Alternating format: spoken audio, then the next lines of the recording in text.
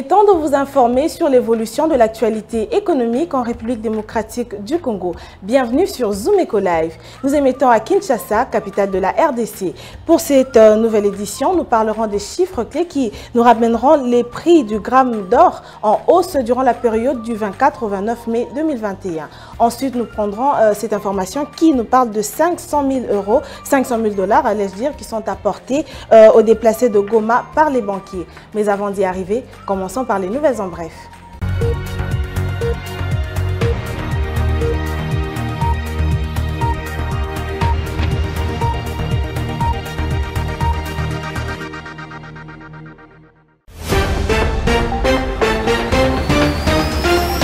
Commençons ces nouvelles en bref avec cette information. Les spécialistes annoncent une augmentation de la demande du cobalt à 100% d'ici 2025. Estimée entre 120 000 et 130 000 tonnes actuellement, la demande du cobalt devra atteindre entre 240 000 et 260 000 tonnes d'ici 2025.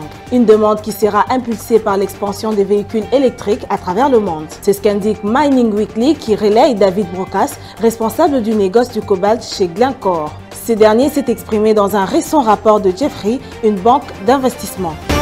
Autre information, l'État congolais doit à ce jour un total de 207 millions de dollars américains à la Société commerciale des transports et des ports. Dans le souci de mieux recouvrer sa créance, une délégation de l'intersyndicale de cette société de l'État a échangé le lundi 31 mai 2021 avec le ministre du portefeuille Adel Kayinda. Parlons cette fois-ci de la conférence épiscopale nationale du Congo qui invite les archevêques des diocèses de l'Église catholique de la République démocratique du Congo à organiser une quête spéciale pour venir en aide aux compatriotes sinistrés de Goma. Cette annonce a été faite dans une correspondance signée le lundi 31 mai 2021 par le secrétaire exécutif de la SYNCO, Abbé Donatien Cholet, s'adressant à tous les archevêques des diocèses de l'Église catholique. Terminons ces nouvelles en bref avec l'ANAPI et OPEC qui vulgarisent des textes légaux auprès des PMEA à Lubumbashi. Du 27 au 28 mai 2021, l'Agence nationale pour la promotion des investissements et l'Office de promotion des petites et moyennes entreprises congolaises ont organisé dans la ville de Lubumbashi, chef-lieu de la province du Haut-Katanga, 2 matinées portant sur la vulgarisation des textes légaux, réglementaires et les bonnes pratiques en matière de gouvernance des entreprises auprès des petites et moyennes entreprises et artisanat. Nous voilà de retour sur ce plateau. C'est pour prendre la première rubrique qui vient juste après les nouvelles en bref. Il s'agit bien sûr des chiffres clés qui seront apportés par Judith Unamaka. C'est tout de suite.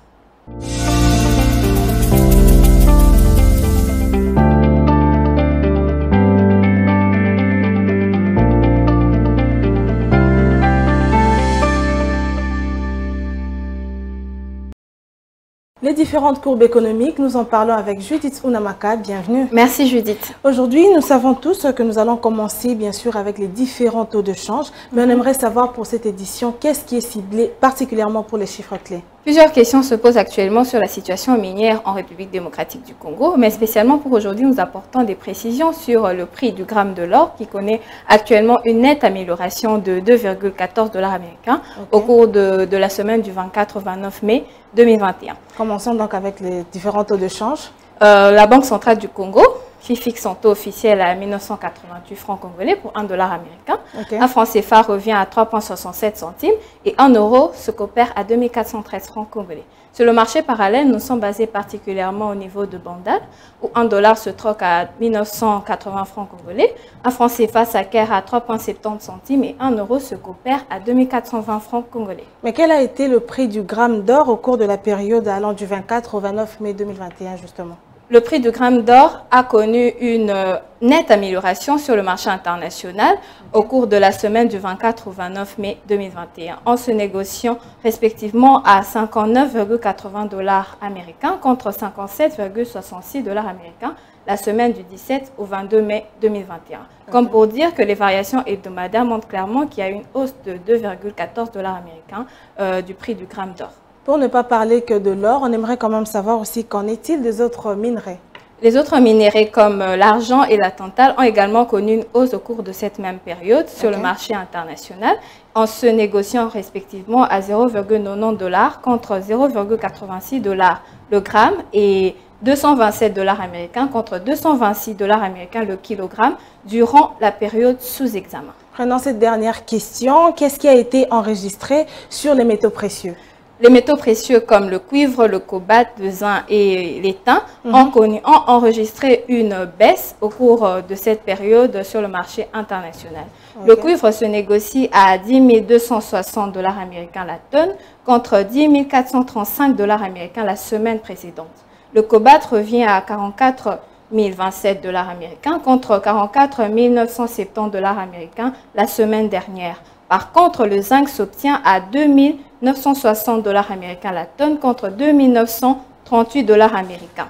Le prix de l'étain revient à 31 858 $ américains la tonne contre 33 645 $ américains. Le gouvernement congolais reste cependant très vigilant et regardant sur l'évolution du marché mondial de ces produits miniers. Merci beaucoup à vous, Judith, pour toutes ces précisions. C'est toujours un plaisir. Et bonne soirée à vous. Merci.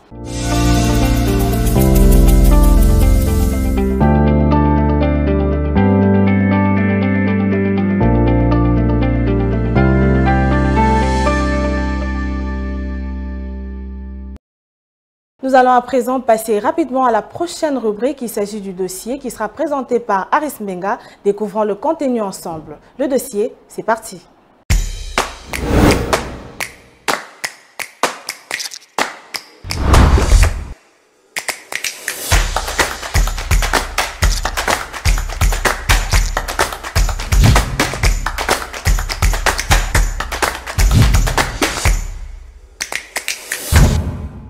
Nous revoilà pour parler du dossier qui revient sur la mobilisation des fonds pour aider les victimes qui ont subi cette catastrophe naturelle à l'est du pays. Comment gérer ces différents fonds mobilisés? Nous en parlons avec Aris Mbenga qui est déjà avec nous. Bienvenue. Merci Judith. Allons directement dans le vif du sujet pour demander si est-ce que les actions humanitaires sont réellement effectives pour ces sinistrés qui ont subi cette catastrophe naturelle.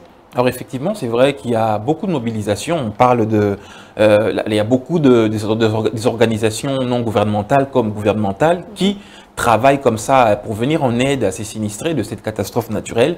On se souvient que 48 heures après ces catastrophes, le président avait lancé cet appel à l'aide à tous les organismes internationaux. On parle de l'Union européenne, de toutes ces personnes, ces organisations, ou même des personnes physiques qui puissent venir en aide à ces sinistrés de Goma. Là, on sait aussi que quelques jours après, le président a délégué près de 7 ministres qui sont allés sur place, constater les dégâts, évaluer les besoins de la population. Sans parler du Premier ministre qui avait lancé comme ça le cadre national pour la concertation humanitaire et de réunir toutes les personnes de bonne volonté pour venir en aide à ces sinistrés. Ok, et on voit circuler partout dans les réseaux sociaux des affiches avec des numéros M-Pesa qui demandent aussi de l'aide pour pouvoir aider ces sinistrés de l'Est du pays. Mais est-ce que on ne retrouverait pas un groupe de certaines personnes qui veulent en profiter pour en faire des business comme on en a vécu avec le temps d'Ebola, Covid-19? Est-ce que vraiment c'est sérieux ou on peut retrouver aussi quelques actions bizarres de ce genre? Voilà, malheureusement, c'est ce qu'on a l'habitude de constater. On sait que lorsqu'il y a des catastrophes, en temps de crise ou de problèmes, lorsqu'il y a des catastrophes dans le pays, beaucoup de personnes sont touchées par la compassion et malheureusement, il y a des personnes de mauvaise volonté qui en profitent pour essayer de créer leur business. On se souvient ce qui s'est passé avec les appels au soutien pour les victimes, pour les personnes qui étaient touchées par l'Ebola ou encore le Covid-19. Et il y a des numéros verts qui sont non enregistrés, non répertoriés, à qui on envoyait des dons, de l'argent ou même en nature, alors que ces dons n'arrivaient pas et n'atteignaient pas, en tout cas, les zones ou les personnes qui nécessitaient ces besoins. Mais est-ce qu'il y a quand même un cadre légal pour mobiliser les fonds qui servent à aider ces victimes en toute sécurité? Comment ça se gère et comment sécuriser, comment protéger les fonds mobilisés justement? Alors c'est vrai qu'aujourd'hui on pourrait citer quelques exemples concrets comme ça. On l'a vu plus tard qu'hier où l'ACB, l'Association congolaise des banques, a réuni comme ça avec, s'étaient réunis, se sont présentés auprès du Premier ministre pour donner leur en tout cas leur soutien. On parle de 500 000 $ en soutien aux sinistrés des catastrophes volcaniques qu'il y a eu à Nyiragongo. Alors on peut aussi parler du Fonds national de solidarité contre le coronavirus qui a aussi lancé son appel hier, en tout cas son appel d'offres à toutes ces personnes de bonne volonté pour venir en aide. Donc là on parle de ces cadres légaux en tout cas qui sont reconnus par le gouvernement où on peut comme ça investir ou donner son apport ou sa contribution pour venir en aide à nos frères sinistrés à l'Est de la République. Ok, merci beaucoup à vous, Aris. Juste après vous, d'ailleurs, nous allons prendre un élément qui va donner plus de précision sur ces fonds qu'ont apporté les banquiers pour aider les sinistrés de l'Est du pays. Merci à vous pour cet élément. Merci, Judith.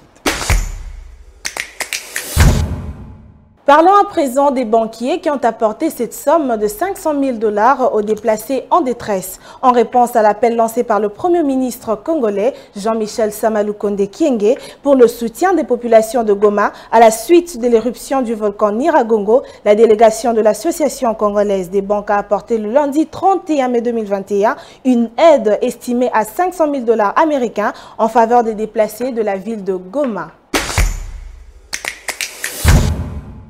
La chronique du jour revient avec notre éditorialiste de tous les jours qui nous apporte une toute autre analyse, une nouvelle analyse bien sûr. Découvrons ensemble le contenu. La chronique, c'est tout de suite.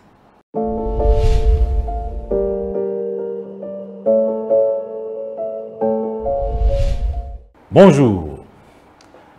Le gouvernement provincial de Kinshasa met en œuvre un programme assez ambitieux baptisé Kin Bopeto. Il faudrait au bas mot mobiliser quelques 363 millions de $ pour exécuter ces travaux chaque année. Autant d'argent que la Direction générale des recettes de Kinshasa doit mobiliser pour espérer atteindre les objectifs fixés par le gouvernement provincial. Une opération qui fait face à des embûches sérieuses. Le plus grand handicap constaté n'en demeure pas moins la faible mobilisation des recettes. Tel est le cas en ce qui concerne le recouvrement de la vente de vignettes dans la capitale congolaise. Est-ce que le recouvrement de la vignette ressemble-t-il à un fossé impossible à enjamber? Au cours de l'exercice 2020, l'hôtel de ville de Kinshasa a pu recouvrer 3 millions de $ américains lors de la vente de vignettes pour véhicules auprès de 40 000 assujettis contre 400 000 attendus. Si l'on considère une moyenne de 75 $ par assujetti. Toute proportion gardée, cette opération n'aurait atteint que 10% des objectifs assignés. Une situation qui ne permet pas à la ville de Kinshasa de bien résoudre tous ses problèmes financiers. La sonnette d'alarme est même lancée par les autorités de la DGRK qui notent que si la population de Kinshasa ne paye pas les impôts et les taxes, la ville ne saurait rien résoudre. Ainsi, soutient-elle, la population doit impérativement payer les impôts et les taxes pour permettre à la ville de mieux fonctionner. Hormis la vente de la vignette, la ville compte sur d'autres taxes, notamment l'impôt sur les revenus locatifs et l'impôt foncier. Si la vente de la vignette est insuffisante, la collecte de l'impôt sur les revenus locatifs et l'impôt foncier peinent à se concrétiser. Qu'est-ce qui empêche alors la mobilisation des recettes en matière fiscale à Kinshasa? D'un côté, l'on pense que la vulgarisation devrait se poursuivre pour convaincre les Kinoises et Kinois à s'acquitter de leurs obligations fiscales. C'est en effet un processus qui impose aux autorités de la ville de rechercher un climat de confiance avec les administrés qui doutent et qui attendent des assurances certaines. D'autres pensent que la transparence des gestions serait un argument de taille pour que les habitants de Kinshasa puissent adhérer à l'appel des autorités de la ville. La ville de Kinshasa a besoin de 724 milliards de francs congolais pour soutenir son budget de l'exercice 2021, soit un montant équivalent à 362 millions de $ américains. Ce montant est tout de même inférieur à celui fixé à l'exercice 2020, soit 900 milliards de francs congolais, équivalent à 450 millions de $ américains. Les autorités doivent donc poursuivre un certain nombre d'efforts pour arriver à convaincre les Kinois à s'acquitter de leurs devoirs fiscaux. Merci de nous avoir suivis.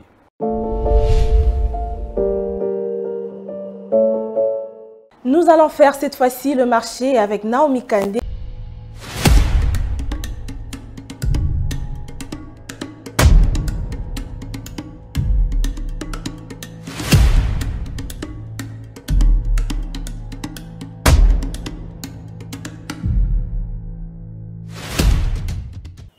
Voulez-vous ouvrir un pressing, mais vous ne savez pas comment vous y prendre? Vous vous posez des questions, à combien coûtent tous ces matériels?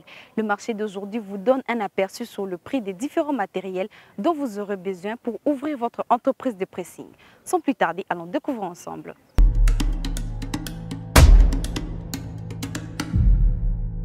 Sur notre liste, nous avons pour vous le prix d'une machine à laver de 5 kg qui coûte 500 $. Une machine à laver de 10 kg coûte 1200 $. Pour le machine à sécher, une machine à sécher de 5 kg coûte 750 $. Celui de 7 kg à 1200 $. Et une machine à sécher de 10 kg coûte 2000 $. Vous aurez besoin d'un fer à pression professionnel qui se vend à 1000 $. Un fer à pression semi-professionnel coûte 500 $. Une table de repassage à 3000 $. Un paquet de cintres coûte 10 000 francs et 1000 francs la pièce. Pour le détergent, nous avons pour vous le prix d'un kilo de détergent à 3000 francs. Un détergent de 8 kg revient à 10 000 francs. Pour le nettoyage de l'ensemble des vestes, cela coûte 10 000 francs. Pour un ensemble de 3 pièces, le nettoyage coûte 15 000 francs. Une veste simple coûte 6 000 francs. Un pantalon à 7 000 francs, une chemise blanche à 5 000 francs. Le nettoyage d'un bazin de 2 pièces revient à 12 000 francs. Un bazin de 3 pièces coûte 15 000 francs. Vous avez la facilité de faire nettoyer vos baskets à 5 000 francs et un nettoyage de manteau coûte 10 000 francs. Merci de nous avoir suivis dans Zoom Wednesday et retrouvons-nous très prochainement.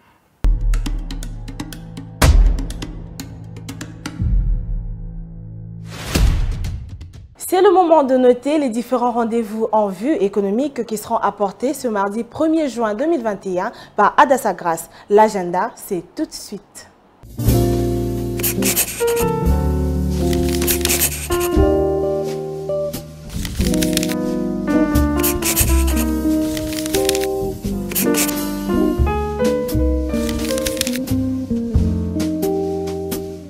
Bienvenue à l'agenda.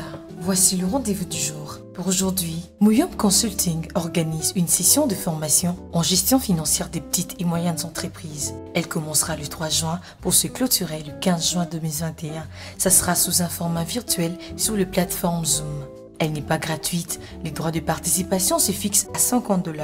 Signalons à présent une conférence qu'organise Lex Leadership sur le développement personnel dans l'entrepreneuriat, le leadership et l'intelligence financière. La conférence sera virtuelle ce dimanche 6 juin à partir de 16 h. Notons également que la société Caisse organise à son tour une formation professionnelle en microfinance le lundi 14 juin 2021 sous un format virtuel. Au revoir. Nous ne pouvons pas conclure cette édition sans parler de l'article 15. Un dessinateur se retrouve face au micro de Benita Mouini pour partager son expérience de tous les jours. Article 15, c'est parti.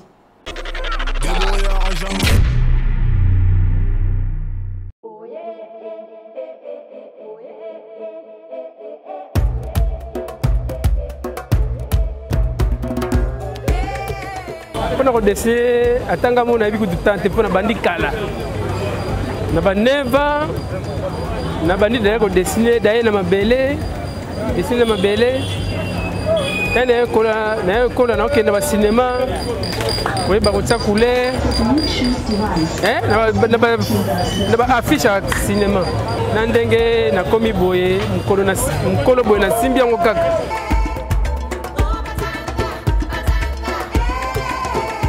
Dessin pananga eza iné donc le les aki don na tangela ngote ezalaki don yango na simbi yango tina ndenge na komi boye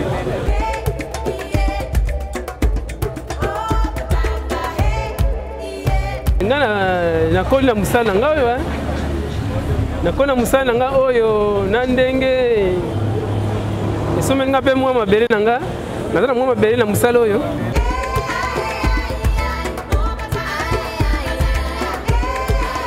Oh, balingi balanda talent nango baka bomboka na biso ba occupé biso te bazo rejeter biso ba occupé biso te take ba artiste mboka na biso ba yebi ba musicien biso ba considérer biso te toza considérer te lokola ba artiste nyonso.